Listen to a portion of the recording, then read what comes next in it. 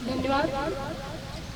असीम सौंदर्य और पवित्रता के प्रतीक मैं सर्वप्रथम इस पहल पुस्तकालय को नमन करती हूँ।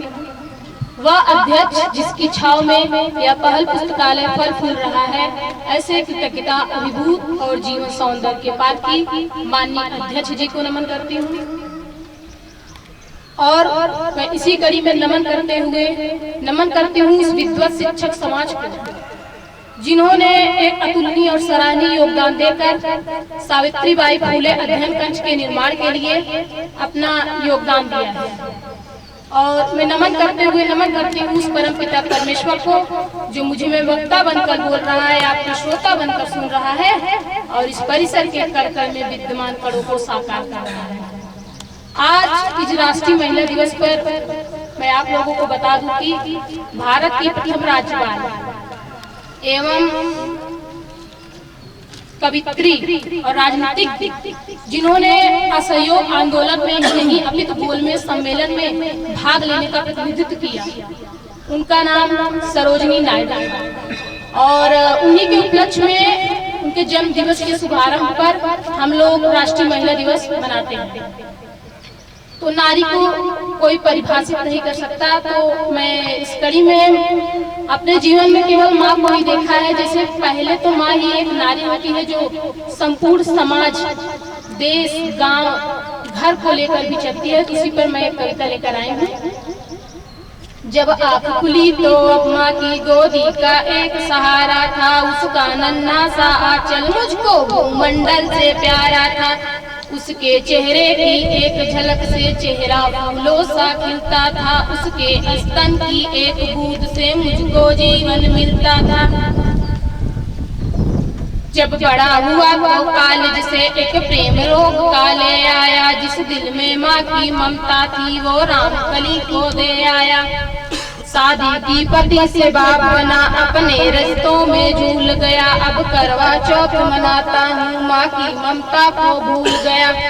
हम भूल गए उसने ही होठों की भाषा सिखलाई थी, मेरी नींद के लिए रात भर उसने लोरी गाई थी। हम भूल गए हर गलती पर उसने डांटा फटकारा था, ताकि बचूं बुरी नजर से काला टीका सदा लगाया था।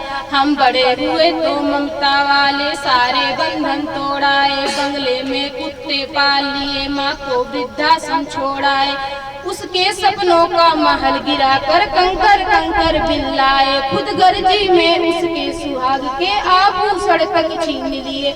हम माँ के घर के बंटवारे की अभिलाषा तक ले आए, उसके पावन मंदिर की गाली की भाषा तक ले आए। माँ की ममता को देख मौत भी आगे से हट जाती है, अगर माँ अपमानित होती है धरती की छाती फट जाती है। घर को पूरा जीवन देकर बेचारी माँ क्या पाती है, रूखा सूखा खा लेती, पानी पीकर सो जाती है। जो माँ जैसी देवी घर के मंदिर में नहीं रख सकते हैं, वो लाखों कूड़े भले कर ले इंसान नहीं बन सकते हैं। माँ जिसको भी जल दे दे वो पौधा संदल बन जाता है, माँ के चरणों को छूकर भी गंगा जल बन जाता है। इस आंचल ने युगों युगों से भगवानों को पाला है, माँ के चरणों में जन्नत है, गिरजाघर और शिवाला है। हर घर में माँ की पूजा हो ऐसा संकल्प उठाता हूँ। माँ हिमगिरी की ऊंचाई जैसी सागर की गहराई है, दुनिया में जितनी खुशबू है माँ के आंचल से आई है। माँ कबीरा की साखी जैसी माँ तुलसी की चौपाई है, मीराबाई की पदावली खुसरो की अमर रुबाई है। माँ आंगन की तुलसी जैसी पावन बरगद की छाया है, माँ वेद ऋचाओं की गरिमा, माँ महाकाव्य की गाया है।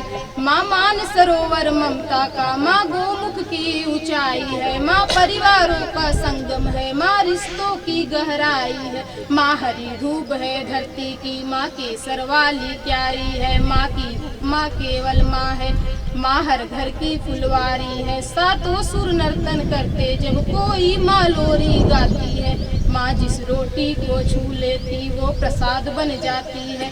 माँ हंसती है तो धरती का जर्रा जर्रा मुस्काता है। देखो तो क्षितिज दूर अंबर से धरती शीस नवाता है। माना मेरे घर की दीवारों में चंदा सी मूरत है, पर मेरे मन के पावन मंदिर में माँ की मूरत है। माँ सरस्वती लक्ष्मी दुर्गा अनसुईया मरियम सीता है। माँ पावनता में रामचरित भगवत गीता है। अम्मा तेरी हर बात मुझे वरदान से बढ़कर लगती है। हे माँ तेरी सूरत मुझको भगवान से बढ़कर लगती है। सारे तीर्थ के पूर जहाँ मैं उन चरणों में लेटा हूँ, जिनकी कोई संतान नहीं मैं उन बाहों का बेटा हूँ। हर घर में माँ की पूजा हो ऐसा संकल्प उठाता हूँ, मैं दुनिया की हर माँ के चरणों में ये शीश झुकाता हूँ। इन्हीं पंक्तियों के माध्यम से मैं अपने वाणी को विराम देना चाहूँगी और पुस्तकालय के लिए मंगल कामना करते हुए कहती हूँ कि आपका पस्त रहे, गति आबाद रहे। माननीय मुख्य अतिथि एवं विशिष्ट अतिथि और समस्त विद्वत शिक्षक समाज का सहयोग प्राप्त होता है। धन्यवाद।